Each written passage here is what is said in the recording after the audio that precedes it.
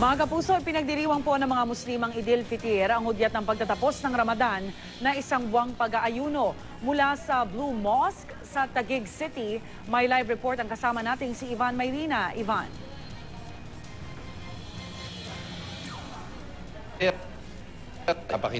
Pasok tayo sa Blue Mosque. Pero bago... Alright, babalikan po natin ang ulat ni Ivan Mayrina mula dyan sa Taguig.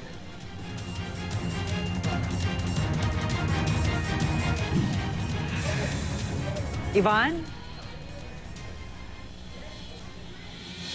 Yes, Rhea. Okay, Nandito na tayo sa Blue Mosque. Kasama natin ngayong umaga ang administrator ng Blue Mosque, si Jajuri Arasa. Magandang umaga po.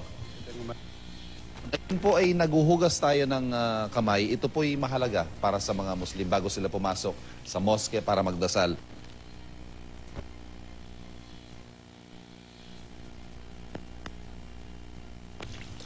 Ablution, yung pagbudo.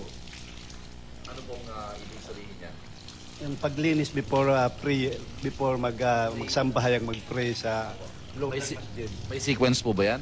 Mayroon. Ano po muna? Tingnan mo lang yung ano na.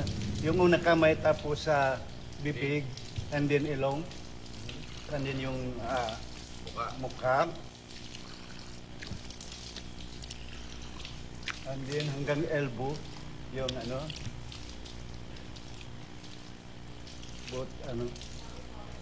and then buhok.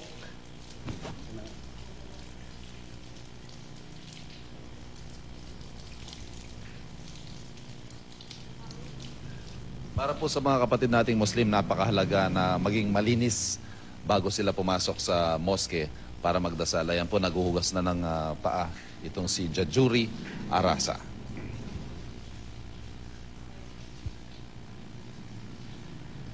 Okay.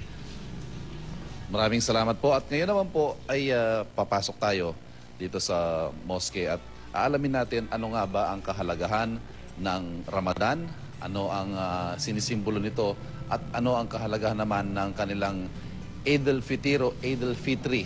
Isa po ito sa mga pinakamahalagang festivals o yung mga ginugunita ng ating mga kapatid na Muslim sa buong mundo.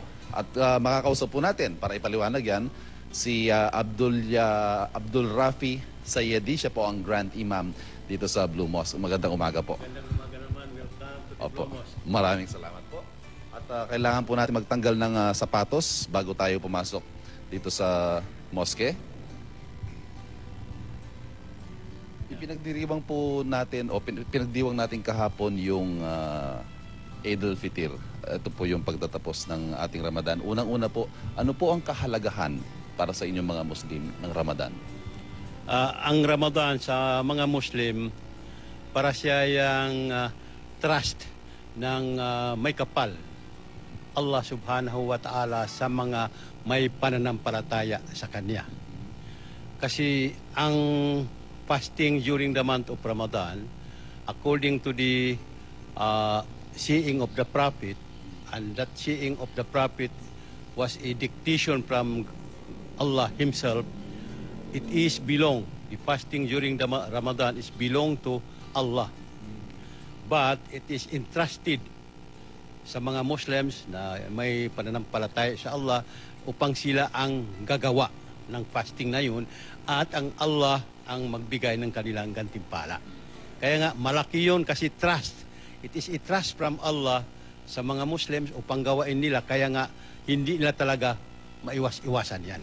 Ito pong Ramadan ang sinasabi po, hindi lamang siya pag-fast o yung hindi ka lamang kakain, kundi all your senses ay kailangan meron kang sakripisyong gagawin. You have to stay pure, ika nga ho. Sa mga Muslim scholars, sa modern term, sinasabi nila, it is a complete overhauling of life of Muslims.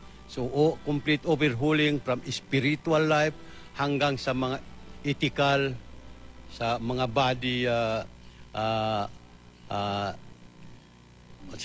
needs should be met during the month of Ramadan. Ngayon naman po itong Eid al-Fitr na ipinagdiwang natin kahapon, ano naman po yung kahalagahan nito para sa inyo?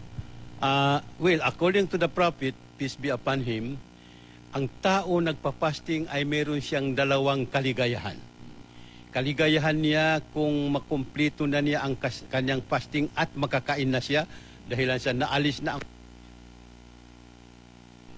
siya. At ang pinakamaligaya kung siya ay harap-harap na sa kanyang Panginoon kasi ang kanyang Panginoon, siya na ang magbigay ng gantimpala sa naipatupad niya ang trust na binigay sa kanya ng may kapal. Maraming salamat po sa inyo. Welcome. Si Grand Imam Abdul Rafi Sayedi. Sana po nabigyan tayo ng Alright, maraming salamat, Ivan Mayrina.